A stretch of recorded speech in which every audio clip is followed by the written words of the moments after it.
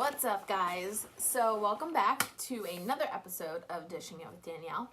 Today we're going to do a little something different, all right? Instead of cooking, I have gotten a lot of questions through social media and just people that I know on meal prepping.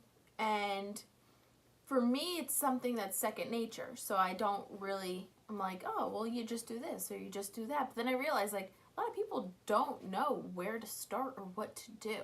So that's what this video is about. The how-tos of meal prep, what to do, what to cook, where to shop, how to do it, how long. I got you. I got you. All right, so I actually wrote down a couple of questions that people have been asking me. The first one is, how do I know what recipes to cook? Now, I believe in one of my other videos, I explained I take recipes that I like, right? Take a recipe that you like and then break it down. So, chicken parm is the first thing that comes to my head. I love chicken parm, right? You have the chicken breast, you have the marinara sauce, the tomato sauce, and you have the cheese, right? Well, omit the cheese, all right? I don't have dairy. If you really can't strive away from dairy, do it in increments. Like if you can't cut it out cold turkey, just add a little bit over time, right? Things like that. If you like spaghetti and meatballs, okay, well, having spaghetti and meatballs every day is not the best choice. So what can you omit for something healthier, right? Meatballs are fine, all right? Turkey meatballs, things like that. Lean ground turkey, lean ground beef, things like that.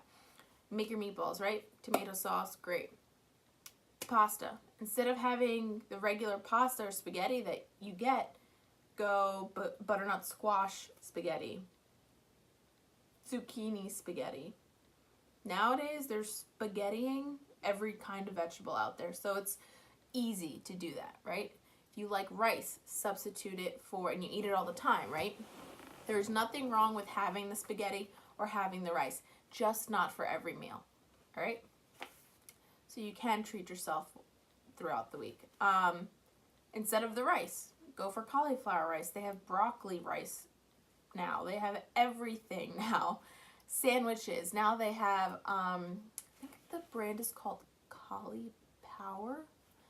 It's really up and coming. It's starting to go everywhere. I know Amazon sells it. You can get bread thins, but they're cauliflower. They have tortilla wraps. Geez, they have everything. Panini wraps made out of cauliflower. So just take the time. If eating healthy is important to you, take the time to sit down, write the recipes that you like, what does it entail, and then sub out the things that aren't good for you. All right? Second question, what's good and what's bad? Now, when you go into the grocery store, right? Stay on the perimeter of the grocery stores because those tend to be the things that are, one, healthier for you and a whole food, right? And then, sorry for the noise. And then, but once you go in the aisles and in the middle of the store, those are the things that are highly processed, highly sugared, sodium out the wazoo, like things that aren't going to be good for you. So try and stay majority of your grocery shopping, the perimeter of the store, right? And then when you make your food and you have your ingredients, whole foods. And what I mean by whole is that minimally processed food. So I go and buy an apple, right? The process of it came off the apple tree and I'm sure it went through cleaning and whatever, but it's an apple, right? Now let's say you get apple crisps. Those have been highly processed. It's not a whole food. Broccoli, things that either came off the tree, grew in the ground, things like that, whole foods. Anything that isn't is not whole. So I would try and steer away from that, all right? How much to make? Now, I make a lot because I eat a good amount, right? And I know that whether I have friends, family members, they can also have it too. So I do make a good amount. But now what I do is, some people like to make their little meals in the little containers. I don't have enough space in my fridge for all of my meals. So what I do is I make a big container of vegetables I make a big container of my meat, whatever it is. I'll try and make 2 different kinds so I'm not sick of it. Maybe a chicken breast with pico de gallo, and I put it in the oven. And then I'll have like my fish dish, like I had my first video. I'll have that, and then maybe something else, depending on how much time I have. And then I'll do, like if I want a sweet potato, I'm not going to cook that ahead of time. I just have it in my cupboard, and then when I'm ready for it, I will take it out and cook it. So things like that. I like to do that because then you can go and say, okay, well, I want fish and veggies this day, and then I want chicken breast and cauliflower rice the next day, things like that. So you have the option to have so much variety instead of pulling out your meal and being like, well, I'm stuck with, vegetables and rice chicken all day, every day. All right, that's how I do it. Big containers, different things, you can make your own. And then if you are on the go, you can take those little containers out and make your little lunch, dinner, whatever it is, close it up, boop, done. All right, freezer. Now, if you make a ton, like when I made my vegetable soup for under $20, which is a couple videos before this one, check that out, so good. But I made a lot. Like I had a big pot and I made tons of vegetable soup. And I put them in containers, and I think I had 2 containers in the fridge because it was going so fast. I knew I would eat it within the next week and a half. And then the other 2 containers I put in the freezer. Though anything you put in the freezer is going to be good for a while. Like I think a month later I went back and let it thaw out for a day, and it was tasted just as good as when I cooked it. So the freezer, don't worry.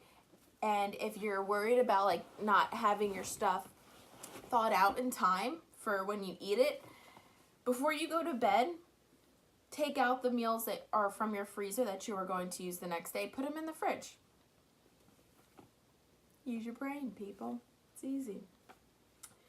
Where to shop. Now, throughout the years, I have developed my little plan of where to shop for what. You have to take the time to do it. All right?